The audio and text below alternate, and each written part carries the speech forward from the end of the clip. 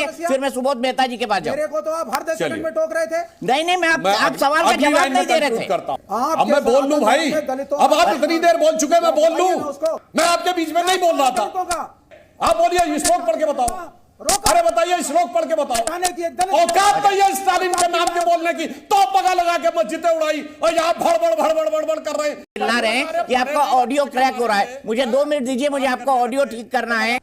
तमिलनाडु के मुख्यमंत्री उदयनिधि स्टालिन ने चेन्नई में 2 सितंबर को सनातन धर्म के खिलाफ विवादित बयान दिया था। स्टालिन ने कहा था कि सनातन धर्म डेंगू, मच्छर, मलेरिया या कोरोना जैसे है, जिसका हमें विरोध नहीं करना है बल्कि इसे मिटा देना चाहिए। इसके बाद सनातन को लेकर डिबेट होती है और फिर सुधांशु त्रिवेदी लेफ्ट के नेताओं को जमकर धोते हैं। तो चलिए वीडियो को अंत तक देखते हैं और मजा लेते हैं। ये मैं पुनः ये बात कह रहा हूं, मैं पहले भी बोल चुका हूं। एक कम्युनिस्ट कंट्री बताइए जहां तोप लगा के मस्जिदें ना उड़ाई गई हो, और एक मुस्लिम देश बताइए जहां कम्युनिस्ट पार्टी बैंड ना हो। बाहर गजब की सांप लेवले की लड़ाई है, और अंदर आकर भारत में दोनों मिलकर क्या कहते हैं, अभिव्यक्ति की स्वतंत्रता। एक कम्युनिस्ट कंट्री बताइए जहां अभिव्यक्ति की स्वतंत्रता हो, और एक मुस्लिम कंट्री बताइए जहां अभिव्यक्ति की स्वतंत्रता हो। इसलिए मैं दर्शकों से कहता हूं, इस नैरेटिव के माया जाल को समझिए, यह आपके दिमाग में जो भरा जाता है उस विषय को समझिए।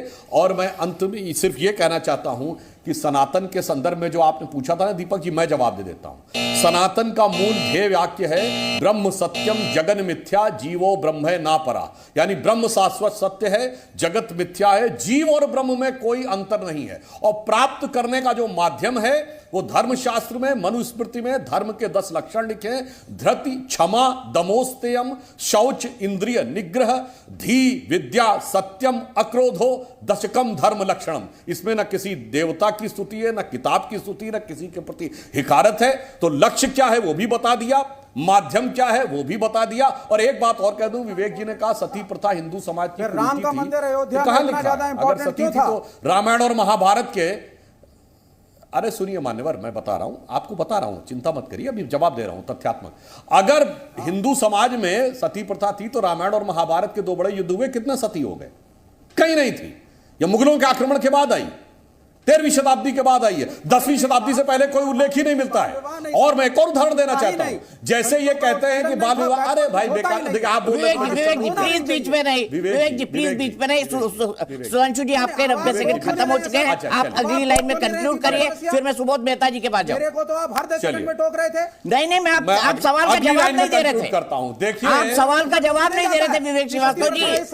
विवेक जी अब आप बोलिए ना कि अब सुनिए, क्या मैंने आपको नहीं बोलने दिया कुरीतियों के बारे में? बोला ना विवेक जी आपने, हाँ बोला ना, मन भर के बोलो आप। अरे भाई मैंने कहा और आरक्षण चाहिए या नहीं चाहिए?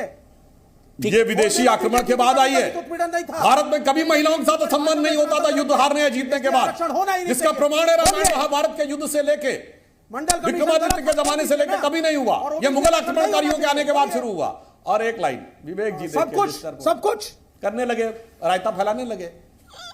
अच्छा सुनिए विवेक जी, अब एक फैक्ट बता दूं। नहीं, आप तो कह रहे हैं ना कि सती प्रथा थी और हिंदू समाज का चलिए। अब मैं बोल लूं भाई, अब आप इतनी देर बोल चुके, मैं बोल लूं। विवेक आप लगातार बोल रहे हैं बीच में, मैं आपके बीच में नहीं बोल रहा था। मेरा सेंटेंस पूरा होने दीजिए, उसके बाद जो हो तो बोलिए। इसी सनातन धर्म पे करेंगे डिस्कशन, भगवत गीता पे आज हर अध्याय पे करेंगे। क्या वर्ण व्यवस्था है या नहीं है भगवत गीता में? बताइए सुधांशु त्रिवेदी। औरतों का वर्ण व्यवस्था कहां पे नहीं है बताइए? दुनिया में एक जगह बताइए जहां पर कि इंप्लॉय से ऊपर इंप्लॉयर की हैसियत ना होती हो, बोलिए। सुनिए मैं जवाब देता हूं, बिल्कुल सुनिए, मैं विवेक श्रीवास्तव को जवाब देता हूं, सुनिए। भगवत गीता उसको जस्टिफाई। आप बोलिए, आप बोलिए, श्लोक पढ़ के बताओ। अरे बताइए, श्लोक पढ़ के बताओ, श्लोक बोलो। विवेक श्रीवास्तव श्लोक बोलो, बोलो कहां लिखा है, बोलो श्लोक बोलो।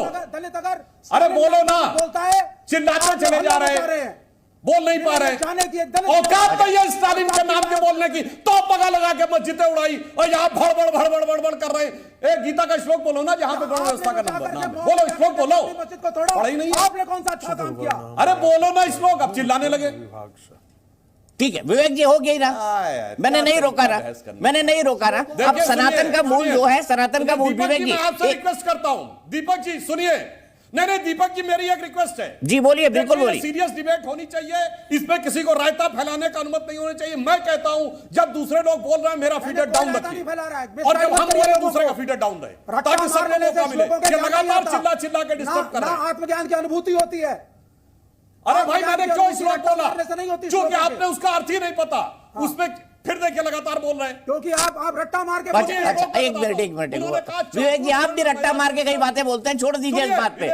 रट्टा मार के कौन क्या बोलता है समझते हैं, डिबेट सुनने वाले दर्शक सब समझते हैं। अब विवेक जी, आपका जो है आप इतना चिल्ला रहे हैं कि आपका ऑडियो क्रैक हो रहा है। मुझे 2 मिनट दीजिए, मुझे आपका ऑडियो ठीक करना है। और सुधांशु तो दोस्तों, यदि आप भी सनातन धर्म या इंसानियत को फॉलो करते हैं तो आप इस चैनल को सब्सक्राइब कीजिए और इस वीडियो को अपने दोस्तों के साथ भी शेयर कीजिए। तो चलिए मिलते हैं ऐसे ही किसी दूसरे मजेदार डिबेट के साथ।